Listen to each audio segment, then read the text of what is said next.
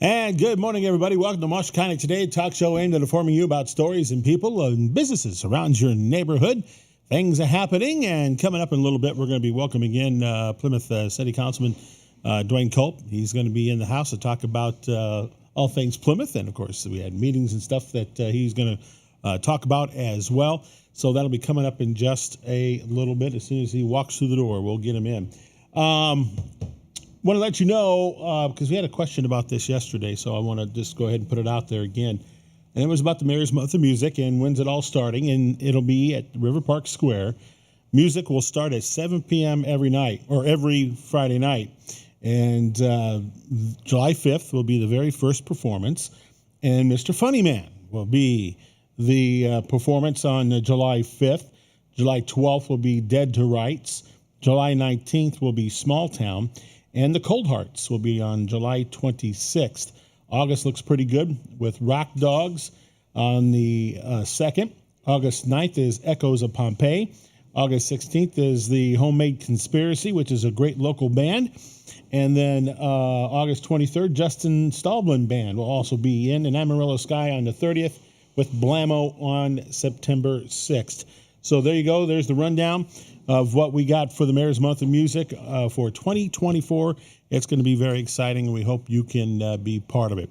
Coming up, he's in the house. We got Duane Culp joining us in just a little bit. Don't go away.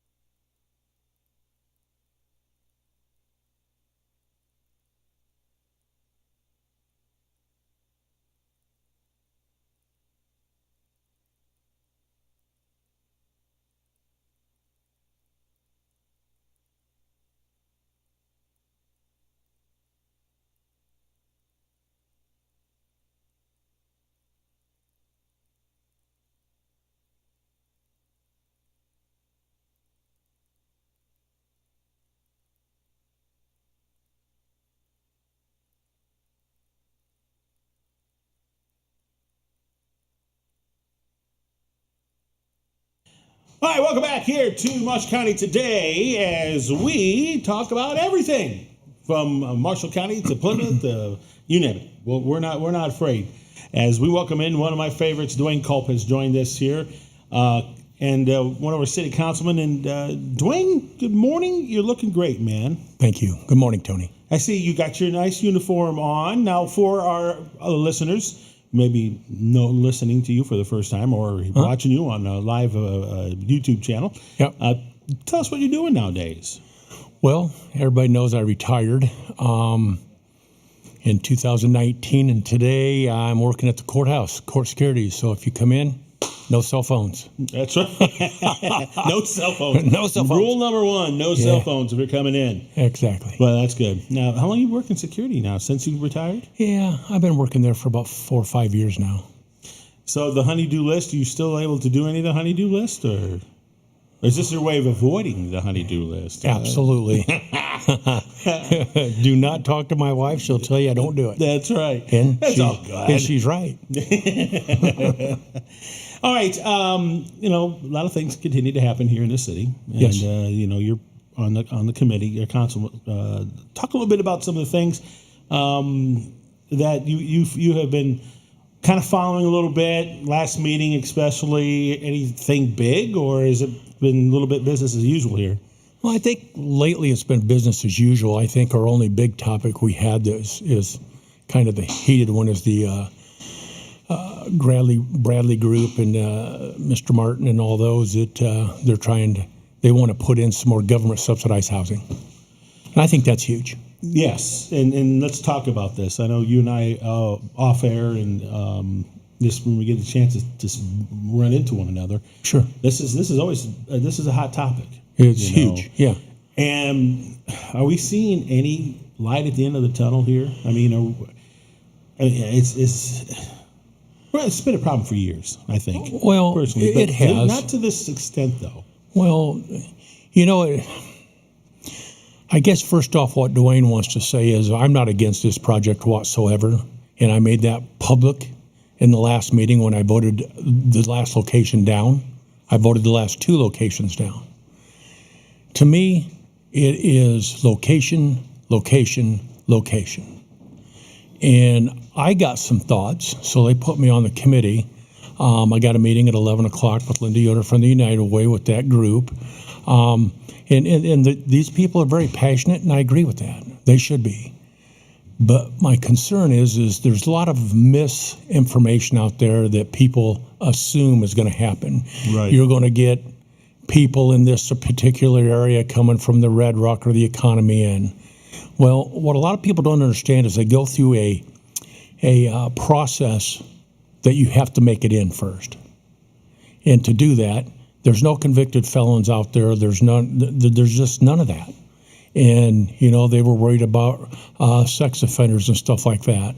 Well, if anybody knows about those are, all of them are tracked. And if they're there illegally, they're going to get caught. So, and I understand that there's rules against being within 1,000 feet of a school. I used to run that for 13 years, so I know. I just want everybody to know, for me, I'm talking for me, not the city council, is that I go by a need versus a want. Do we want another garden court? Yes. But we need to put it in the right location. And for me, I've picked out a spot. I kind of like it, but I don't know if it's going to fall on deaf ears or not. But if it does, I'll voice my opinion as I have been lately and go forward. I mean, you get Robert and Jeff and all the guys. We're passionate about this. We just want the right location. That's it. Right location. I was against the one out south of town for the simple fact that it puts it right in the middle of a neighborhood on each side of them. Jackson Heights and over around Angel Street, stuff like that. And it isn't that I was against the project. I was just against the thought. And then the rumor came out that 4 out of the 8 acres, Tony, was going to be donated to the city. My personal opinion, no one else's, is the city of Plymouth does not need to be involved in real estate sales. I don't think it's right, and I wasn't in for that either, so I didn't want that. So with that said, I guess they're starting to go back toward another location that we'd already turned down once, and we'll see how that goes. Now, you mentioned you had some thoughts of possible locations. Yeah. Where are we looking at? Where's your thought process going with that? Well, here's my thought. When you have it, I was told it goes off the point system, so you got to have so many points to be able to put it there. So my location that I would like is directly to the north, if they're willing to sell it. And I haven't talked to him yet. I've got his number. I'm going to call him, and we're going to go forward with this. But it's to the north of the city street department. There's 4 acres there. That's what they're looking for. Okay. Now, to put that, there's a gas station right there. You can get your hair cut at the Kroger parking lot. You got Kroger's there, Dollar General. You have everything you could possibly need to walk. When I brought this up to some of my other colleagues, they said, well, there's no park. 3 blocks from there, if you can't walk 3 blocks to Centennial Park or Price's Pond, that's not my fault. Yeah. I get it. I think the thing that we need to do is maybe put a sidewalk in there so they can walk down the side of the road instead of the middle of the road. And I think that would be a great location. I've also been told, but I won't know until my meeting at 11 o'clock, there was a press release that was put out that said they've checked 13 different properties, and that may be one of the properties that they checked, and they said, no, I don't know. So my thought process is let's figure out what those 13 were, and let's move. I mean, there's other open lots around here, Tony, that we could put it and still meet the criteria. I subscribe to what you're talking about. I mean, I'm not much. When the proposal happened, and it was near the school, it was one of those scenarios where let's just make sure we understand what our limitations are. We need to understand what Garden Court was wanting to do. And quite frankly, when it hit social media, it kind of made some folks kind of eat crow. And it's because they put the cart before the horse. Things would have been a lot more believable if homework would have been done prior to comments.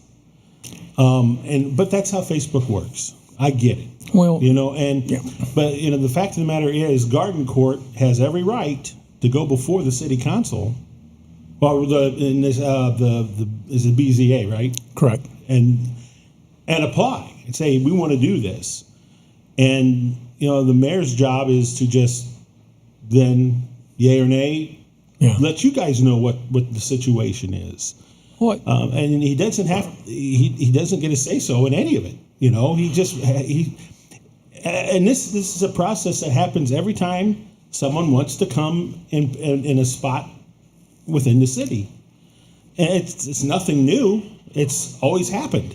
Well, this one here is about rezoning. If it was allowed to be rezoned, then it would have been fine, right? It would have been fine. I'm just talking about and the process. And it would have and then it would have started moving forward with the other processes with the other committee members. Right. Yes. So, I mean, okay, so we shoot this one down. Nope, it is what it is. And now we move on to someplace else. If Garden Court wants to try, listen, I think the thing that kind of gets lost here is a little bit that we got a company that is trying to help out the housing situation. Absolutely. I don't want that being lost in the shuffle of all this. No, I agree. And that's, for as long as I lived here, which is now well over 20 plus years, we always have had the not in my backyard mentality. That doesn't work.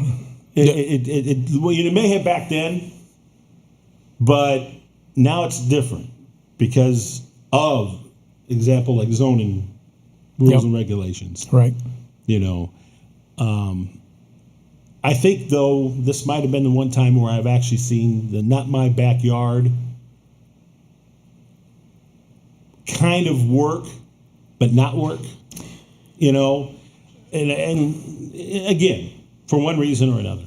To me, as long as you don't got pedophiles around the location, but again, there's rules that are in place to keep that from being the scenario. You're correct. I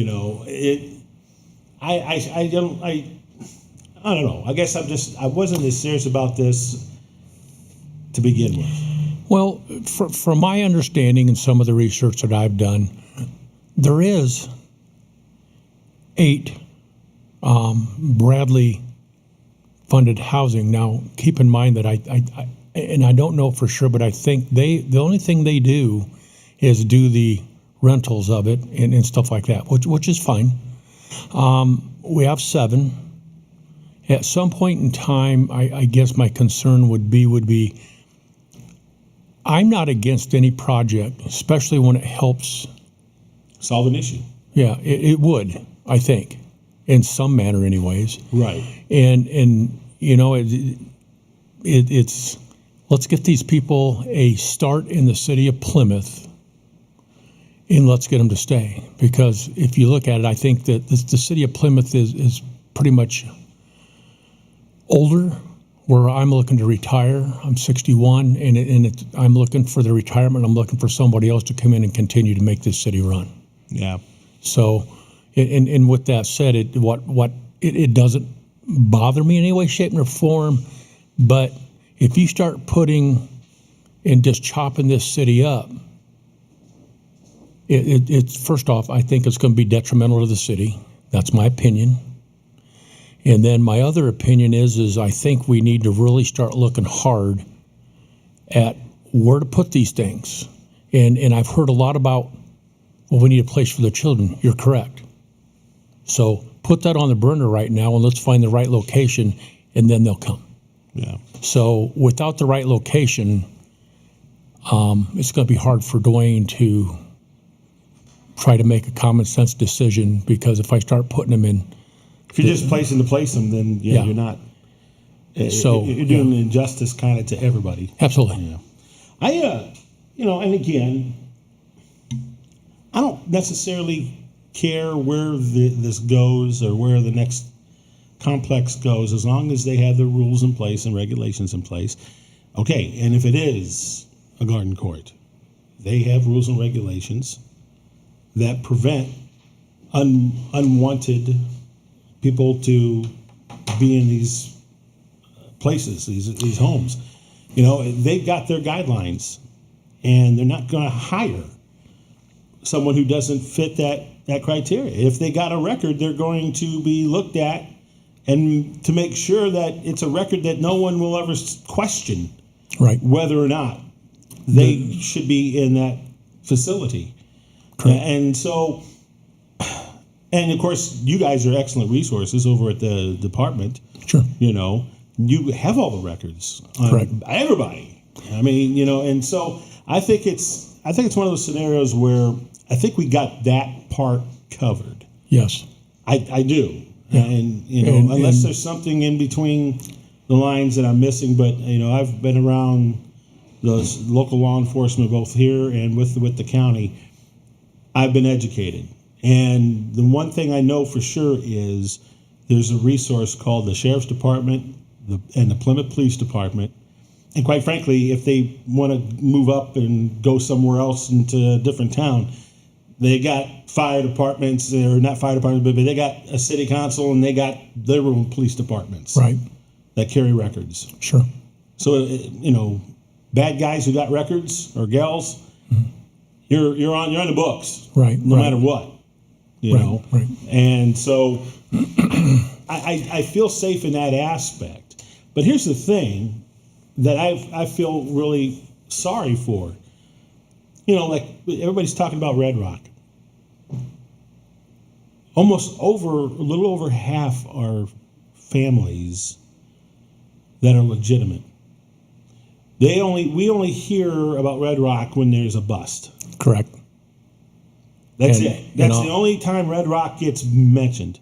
And unfortunately, there's half of those people there are legitimate families trying to make a living who, as of right now, are struggling to find somewhere else to go. Because if you were to ask every single one of them if Red Rock is the ideal place to raise a family, Absolutely not. that's exactly what the answer you would get. So I want to take care of those people. Oh, 100%. Yeah, the only problem is bad guys always seem to mask, and they somehow find their way in the legit category when they're absolutely not. But again, that's where resources come in, like the Sheriff's Department, to help that along, Right. and the guidelines and rules of the place.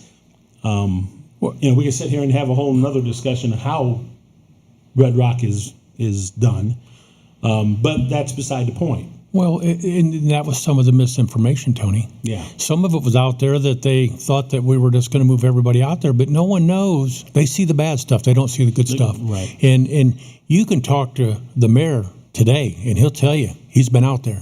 That man's been on that property and has made it very clear, and I've made it very clear, that there's just people that are under bad luck right now that are looking to crawl out. Exactly. Now, there's plenty of jobs in Plymouth, from my understanding, and there's plenty of things that we can get out there. So I think if they got a decent paying job, they could probably get into it. So and get into a place to live. So that would be my hope. Right. But you're right. You're hitting that on the head. But the thing is, you got to,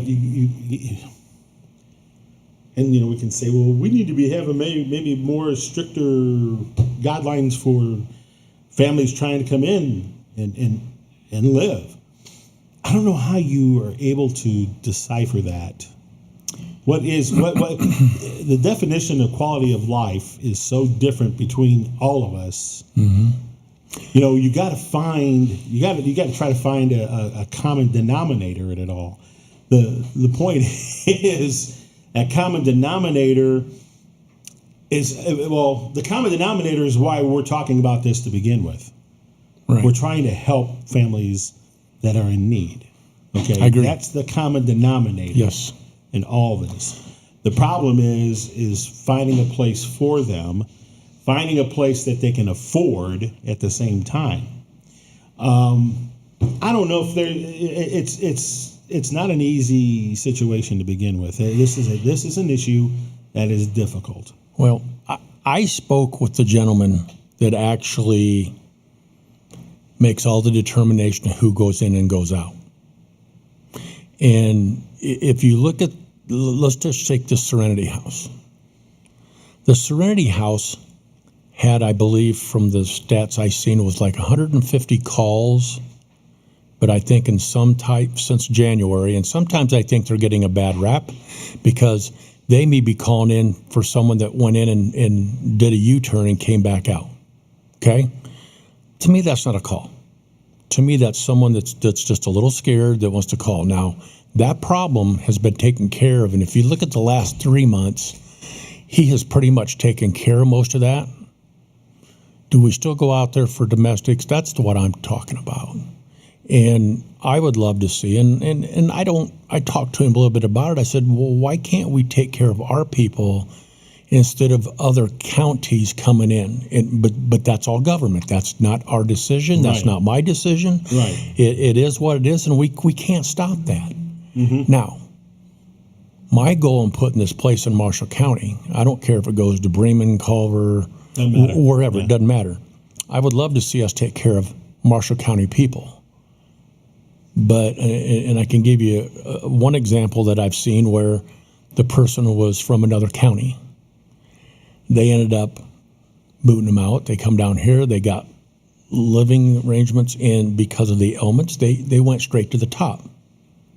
Well, that put them in one of these places, which meets the criteria because of the steps that they took. Right. So sometimes the hands are cuffed. You know what I'm saying? Yes. You know, so, places like the Serenity place, I mean, sometimes they just, they got to follow their rules and regulations. Yeah. And the government has a big say-so in that. They need to understand that the city of Plymouth and all of Marshall County need to know that it isn't their fault. Yeah. It is because of what they're fed and stuck with. Yeah. So with that said, I had a lot of concerns about what we were doing because of that, and it's like, I got educated real quick. It's not our decision. So if we make the establishment for them, like we were going to, I think it still needs to be done, but I just want to make sure we put it in a place that has to be. The mayor. Was that a threat? No, I don't know. I don't know what it is. I love it. But you're right. I mean, and I wish in all these years that I've been here, when we're talking about this issue, Duane, we would be able to have a housing facility that it's a lockstep process.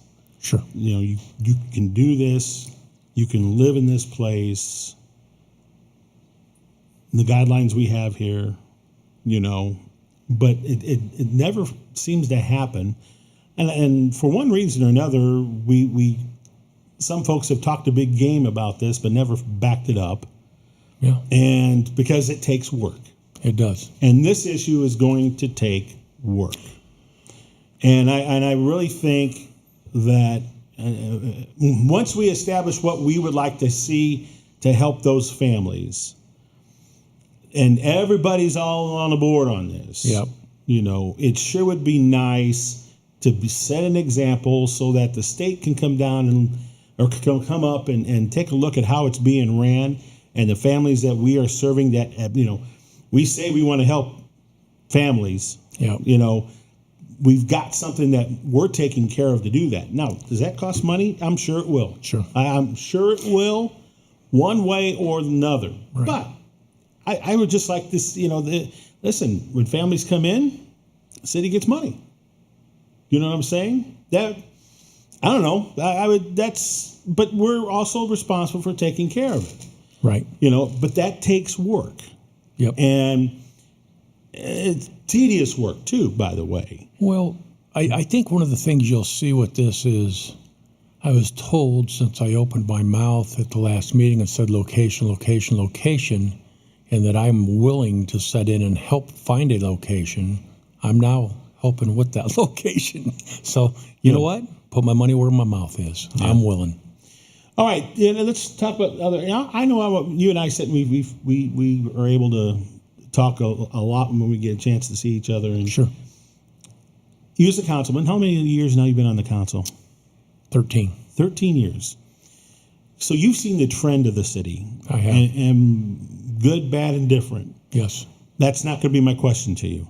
My question is, where do you see Plymouth? You mentioned you're 61 and you're close to you're retired now, but I mean you still want to keep boots on the ground here because you want to retire here in Plymouth. I do. So what is there? Are we in the right direction?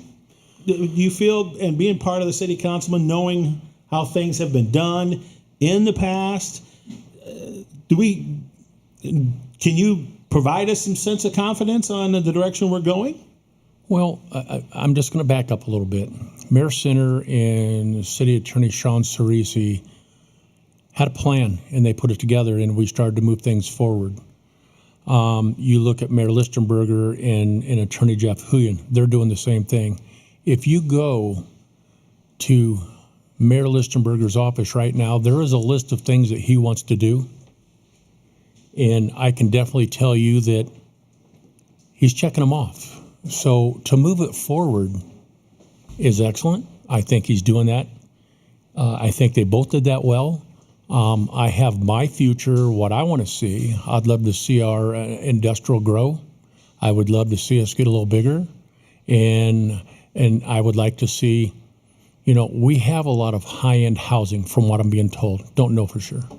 But we need to come up with a decent housing project, one way or another, that people getting out of college, want to come back home. That you want to move back home. But I've seen it in the past where they move out because they can't afford the housing. And, the city does pay, not the city, street department, anything like that, but, well, I think they do too. But you look at some of these people that have places to work, $17, $18 an hour. I don't know why we still have jobs and people in Plymouth. Maybe they can't work. Maybe I don't know, but there's jobs out there. They just got to get out and get them. And I know a lot of that has been talked about as well. What I think we're all in agreement that we are living in different times, and kids who are graduating that are wanting to come back understand there are high-paying jobs available. And that's what they want. I think, God, I can get on this pedestal about this, but my point is,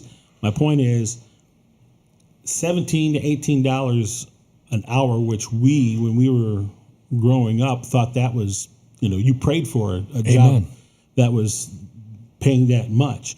Not the case now. And I don't know. I guess you can argue it's a sign of the times. And me personally, I just think it's a different outlook.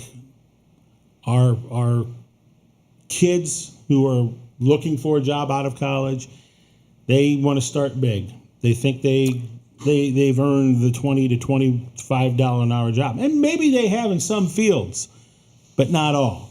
And I'm in one of those scenarios where, well, I mean, listen, we deal with industries every day calling us up saying, "Hey, listen, can we do a job campaign for us?" Right. Absolutely. Yeah. And I mean, who was the one that just recently, not too long ago? Oh, who's your tire? Yeah. My God, they roll out the red carpet for starters. You get your comp and your health insurance from day one. Yeah. Now. Yep. From day one, not 30 days after, because really, somewhere along the line, the last 10, 15 years, we go for a little bit and then just quit and leave them high and dry. These businesses high and dry. Don't know why. I just don't know. Yeah. But that now seems to be the mentality. Well, It's just hard right now if you're a business trying to hire, because you got to find a right fit. Yeah. And either, I'm going to brag here a little bit. Well, one of our workers here that we just hired, she is a single mom, 2 kids. She holds 3 jobs, including us. Now, we're very flexible because we need to be with her, but she's doing it herself. Those are no longer a dime a dozen. No. Matter of fact, they're diamonds in the rough. And like I said, it's just a different mentality nowadays. And me being an employer, one of the decision makers on who comes and works for us, I want people who have that resume. Absolutely. I want that. I want to reward the Patricias. I want to reward our new employee. Yeah. They're working. They're working hard. And that's all you can ask. Yeah. I can tell you, I remember Sheriff's Department, January 1, 1988. My salary for the year was $14,000. And I thought I was in seventh heaven. Yeah. Now, move to this year, I struggle with salaries but I feel moving up through the ranks of the Sheriff's Department, now as security guard or police officer at the courthouse, however you want to look at it, the bottom line is it goes up, but it only goes up so quick. And I'm not going to make $1 million. I get that a year. That's not me. But what I have seen, the trend for the younger generations getting out of they want the bigger cities, the limelight, and being able to go to places that's more busy. You come to Plymouth, it fits me because I'm 61. Mm-hmm.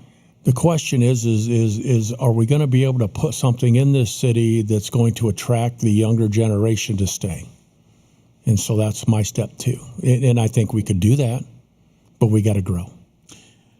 So let's talk about growth for a little bit. I'm actually in overtime. Is that okay with you? Absolutely. Okay. I think one of Plymouth's biggest assets is the crossroads of 30 and 31. Yep. You couldn't be in a better spot for growth. Right. Why is it so tough, do you think? I mean, you go 3 miles outside of this city limits to the east, and all you got is 30 and 31, nothing else. The only thing there is is a truck stop. Yes. Now, that's a good truck stop, by the way. It's excellent.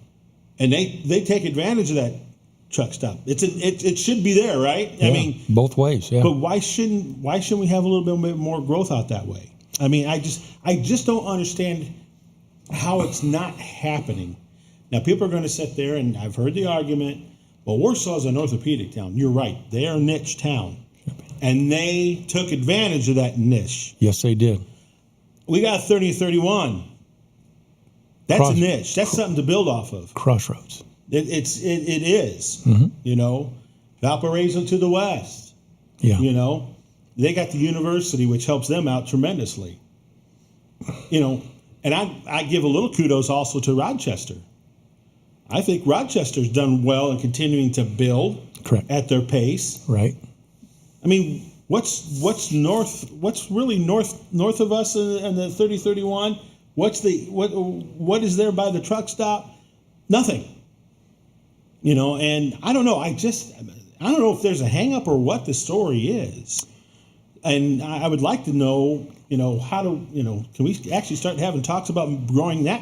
My other kick is west of town. Yeah. It's starting to grow. Yep. We got the Aqua Center there.